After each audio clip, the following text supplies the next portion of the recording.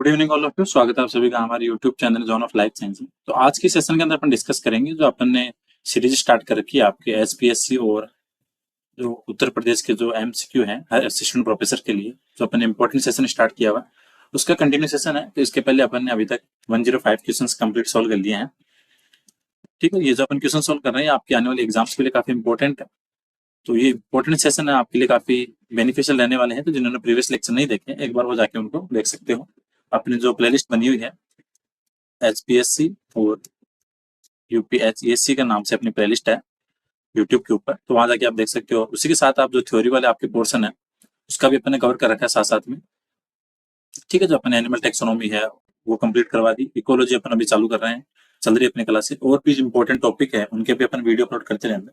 YouTube के ऊपर आपको काफी टाइप की चीजें देखने को मिल जाएगी, वो जाके आप देख सकते हो, जो कि आपके एग्जाम के लिए इंपॉर्टेंट है। तो आज के सेशन स्टार्ट करते हैं। In signalling signal molecule are transport by the blood stream. यहाँ पे लिखो ब्लड स्ट्रीम। ये बोल रहा है कि ऐसी कौन सी सिग्नलिंग है जिसके अंदर जो आपका सिग्नलिंग मॉलिक्यूल है वो ब्लड के द्वारा ट्रांसपोर्ट होता है। जो आपकी एंडोक्राइन सिग्नलिंग है, ठीक है, तीन चार टाइप की अलग अलग, ऑटोक्राइन है, एंडोक्राइन है, पेराक्राइन, जक्स्ट्राक्राइन है।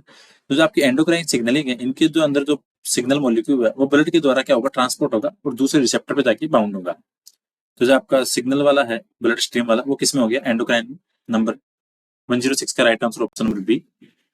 107 की बात करें, in which signalling signal molecule produce an effect of same cell. ठीक है, इसके अंदर क्या है, जैसे ये आपकी सेल है, ठीक है, यहाँ से आपका जो मोलिक्यूल रिलीज हुआ वो बाहर गया और वापस उसका इफेक्ट इसी सेल के ऊपर आ गया। दैट मीन्स जिस सेल ने प्रोड्यूस किया उसका इफेक्ट उसी सेल के ऊपर है। तो दैट मीन्स उसके अंदर क्या होगा, आपका ऑटोक्राइन। और इसका सबसे बेस्ट एग्जांपल होता है आपके ऑटोक्राइन सिग्नलिंग का इम्यून रिस्पॉन्स। ठीक है, जो आपकी इम्यून रिस्पॉन्स के अंदर जो सिग्नलिंग होती है वो शो होती है आपके ऑटोक्राइन सिग्नलिंग के अंदर। दैट मीन्स सेम सेल के ऊपर उसका इफेक्ट शो होता है। तो right answer option number B. तो आज ऑप्शन थोड़े से गलत लगे, ये सी करो और इसको डी करो, तो option number B will be correct. ठीक है, action of neurotransmitter is done by signalling. जो आपकी न्यूरोट्रांसमीटर सिग्नलिंग वो किसके द्वारा होती है, तो होती है आपके पेराक्राइन सिग्नलिंग में। ये थोड़े से ऑप्शन गलत है, आप इन पे ध्यान रखना। इसका आंसर होगा पेराक्राइन सिग्नलिंग। क्योंकि पेराक्राइन सिग्नलिंग के अंदर क्या होता है, जो आपकी सिग्नलिंग मॉलिक्यूल है वो अफेक्ट करता है जो सेल एकदम क्लोज प्रोक्सिमिटी में होगी, ठीक है, जो पास में होगी उसी के ऊपर इफेक्ट अपना शो करेगा। दूर वाली पे नहीं होगा, कि दूर वाली आएगी आपके एंडोक्राइन सिग्नलिंग में। तो पेराक्राइन सिग्नलिंग होती है आपकी क्लोज प्रोक्सिमिटी में। तो एक्शन ऑफ न्यूरोट्रांसमीटर किसका एग्जांपल है, पेराक्राइन सिग्नलिंग का। यहाँ पे आपकी दो चीजें आ गई कि पैराक्राइन होती है क्लोज प्रोक्सिमिटी में, इसका एग्जांपल हो गया न्यूरोट्रांसमीटर।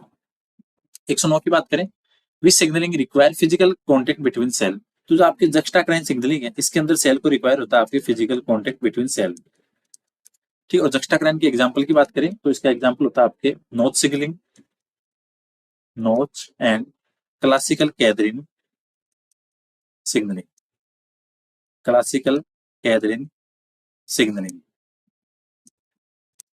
ठीक है, 110 की बात करें, लॉन्ग रेंज सिग्नलिंग। तो लॉन्ग रेंज सिग्नलिंग में आती है आपकी एंडोक्राइन सिग्नलिंग। ठीक है, जो ब्लड स्ट्रीम के द्वारा जाएगी वो होगी आपकी लॉन्ग रेंज। तो आपको ध्यान रखना है कि एंडोक्राइन सिग्नलिंग में आपको दो चीज ध्यान रखनी है। एक तो होती है ब्लड से, दूसरी हो गई लॉन्ग रेंज। 111 की बात करें, फोस्फोलाइपेज रिक्वायर फॉर एंजाइमेटिक एक्टिविटी। ठीक है, तो आपके पीएलसी होते हैं चार टाइप के। ठीक है, उसको क्या चाहिए एंजाइमेटिक एक्टिविटी के लिए, एक सेकंड।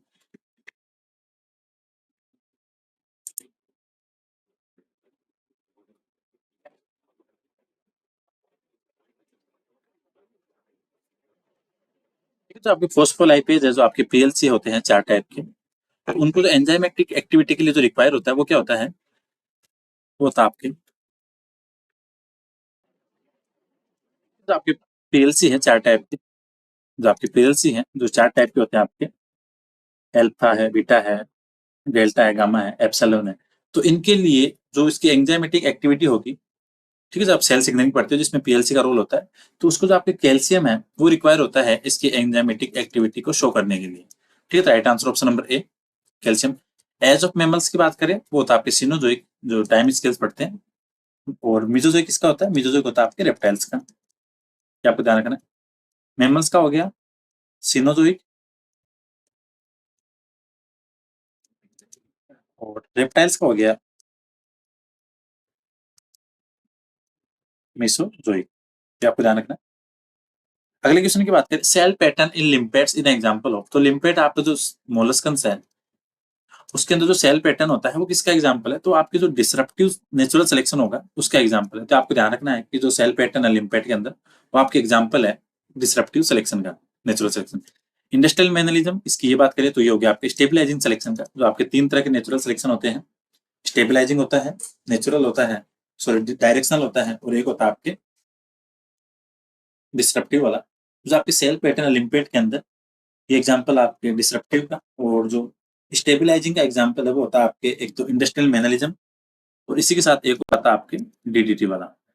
जो डीडीटी रेजिस्टेंस और इंडस्ट्रियल मैनरिज्म, ये दोनों के दोनों आपके एग्जांपल हैं।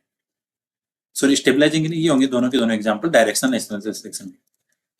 ठीक है, ये आपको ध्यान रखना है। और स्टेबलाइजिंग का एग्जांपल होता है आपकी जो मोर्टिलिटी होती है ह्यूमन बेबीज के अंदर, वो एग्जांपल होता है आपके स्टेबलाइजिंग का। तो आपको ध्यान रखना है सेल पैटर्न है डिसरप्टिव का, और इंडस्ट्रियल मैनरिज्म है वो आपके डायरेक्शनल सिलेक्शन का। अगले क्वेश्चन की बात करें कि जो आपके नेचुरल सिलेक्शन है उसकी यूनिट क्या होती है। यहाँ पे दो चीजें होंगी, एक तो ध्यान रखना आपको, इसमें कंफ्यूज नहीं होना, ये एग्जाम में आता है। एक तो पूछते हैं कि नेचुरल सिलेक्शन की यूनिट, तो नेचुरल सिलेक्शन हमेशा काम करता है आपके इंडिविजुअल पर। ठीक है, पूरी कम्युनिटी पे काम नहीं करेगा, ये करेगा आपके सिर्फ इंडिविजुअल के ऊपर। तो आपको ध्यान रखना है कि जो नेचुरल सिलेक्शन की यूनिट है वो हो गई आपके इंडिविजुअल, और जो इवोल्यूशन है वो काम करता है कंप्लीट पॉपुलेशन पे।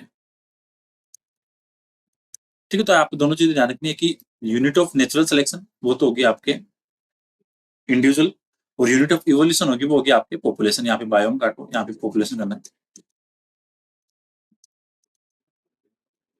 ठीक है, तो आपको दोनों चीजें पता होनी चाहिए कि यूनिट ऑफ नेचुरल सिलेक्शन होगी इंडिविजुअल, और यूनिट ऑफ इवोल्यूशन होगी वो होगी आपके पॉपुलेशन। नंबर 117 की बात करें, the group of organism of different species. तो जब डिफरेंट स्पीसीज के ऑर्गेनिज्म होंगे वो बनाएंगे आपकी कम्युनिटी। ठीक है, तो कम्युनिटी के अंदर क्या होते हैं, डिफरेंट ग्रुप होते हैं ऑर्गेनिज्म।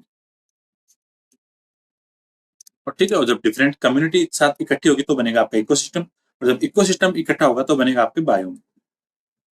118 की बात करें, 118 है डायवर्सिटी विद इन कम्युनिटी। अगर कम्युनिटी की विद इन की डायवर्सिटी की बात कर रहे हैं तो हो गया आपका एल्फा। ये तो आपकी आपकी विद इन कम्युनिटी। ठीक, ये हो गया आपकी विद इन कम्युनिटी। बीटा की बात करें, ये होती है आपकी बिटवीन कम्युनिटी।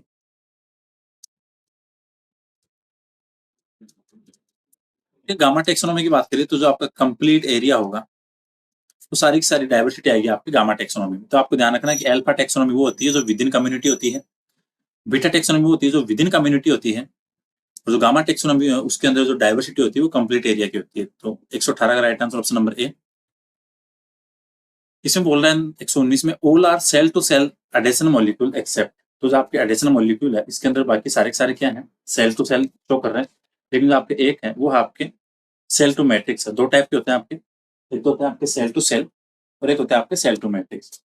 तो यहाँ पे आपको ध्यान रखना है कि जो सेल टू सेल है वो कौन से होते हैं और सेल टू मैट्रिक्स है कौन से होते हैं। तो ये एग्जाम में आपके डायरेक्ट क्वेश्चन आता है, और इंपॉर्टेंट टॉपिक है आपका सेल सिग्नलिंग का और सेल जंक्शन का। तो उसको अभी थोड़ी देर में डिस्कस करेंगे। तो एक बार इसके एग्जाम्पल देख लेते हैं।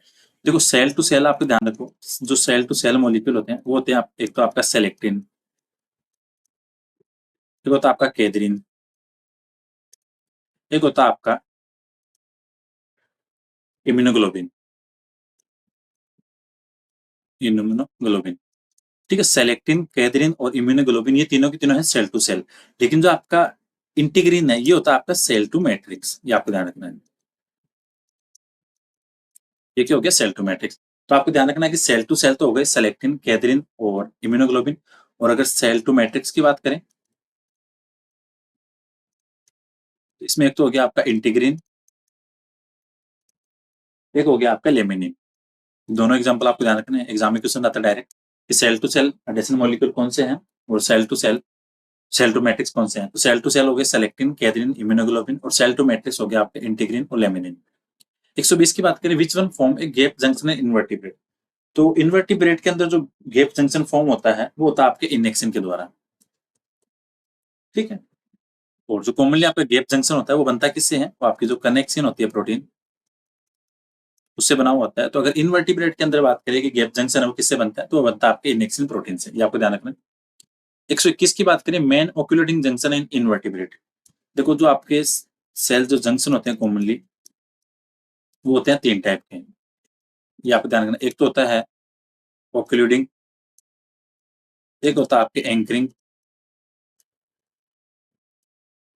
ठीक है, और इसके अलावा एक आता है आपके ओक्लूडिंग हो गया, एंकरिंग हो गया, और इसके अलावा एक आ गया आपके कम्युनिटिंग जंक्शन। ठीक है, तो ओक्लूडिंग हो गया, एंकरिंग हो गया और कम्युनिटिंग हो गया। 3 टाइप के जंक्शन होते हैं मोस्टली।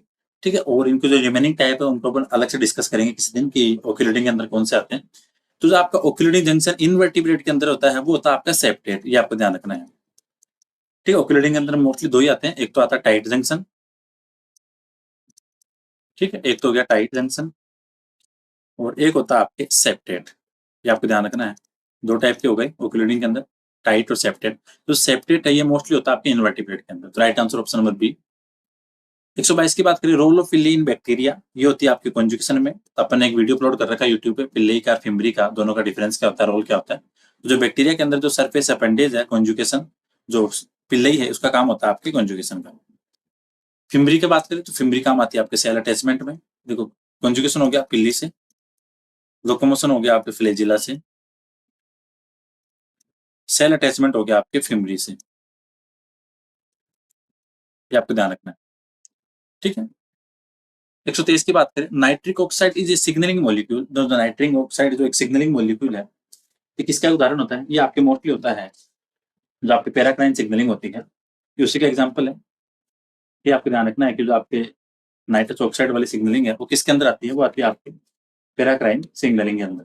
और ये एक तरह का क्या होता है, गैसियस मॉलिक्यूल होता है। ठीक है, जो का होता है आपके एक तरह का स्टीरॉयड हार्मोन की तरह काम करता है।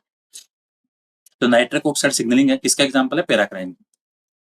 124 की बात करें, allopurinol drug commonly used for, तो जो एलोप्यूरिनोल ड्रग होती है वो कॉमनली यूज आती है आपके गाउट डिजीज के अंदर। ठीक है, right answer option number B.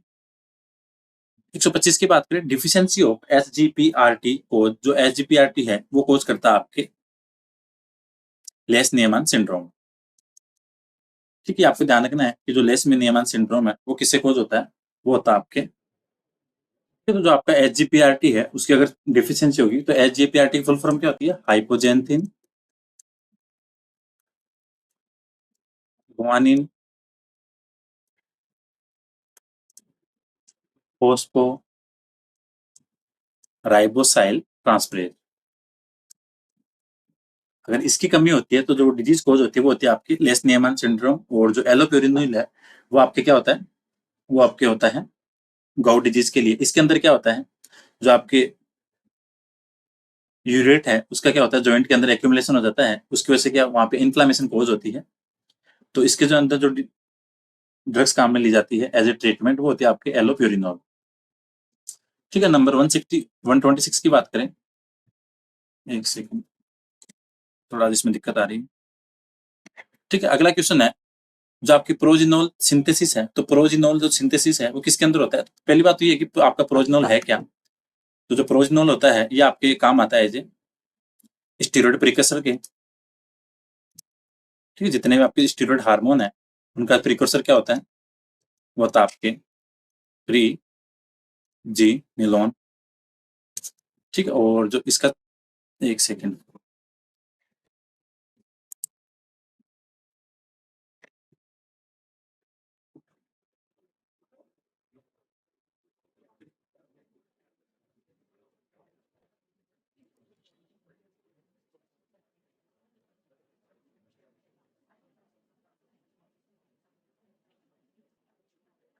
ये तो आपका प्रोजिनोल है, इसका सिंथेसिस कहाँ पे होता है, ये होता था आपके माइटोकॉन्ड्रिया में, और माइटोकॉन्ड्रिया के बाद में इसका ट्रांसपोर्ट होता है आपके ईआर के अंदर।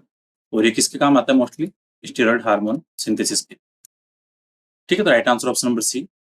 या थोड़ी सी स्क्रीन थोड़ी सी दिक्कत कर रही है आज, इसमें थोड़ा इश्यू आ रहा है।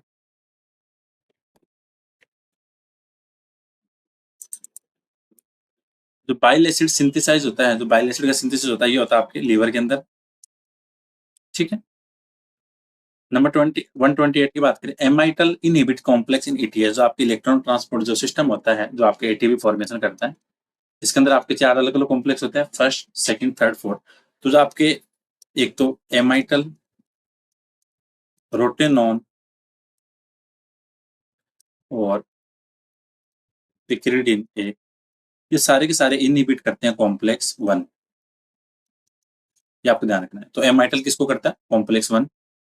प्रोटेनॉन की बात करें तो ये भी करेगा आपके कॉम्प्लेक्स 1 को इनहिबिट। एंटीमाइसिन है, ये करता है आपके कॉम्प्लेक्स 3, ये आपको ध्यान रखना है, कॉम्प्लेक्स 3 को इनहिबिट करता है। ठीक है, तो ये थे आज के इंपॉर्टेंट क्वेश्चन इस सेशन के।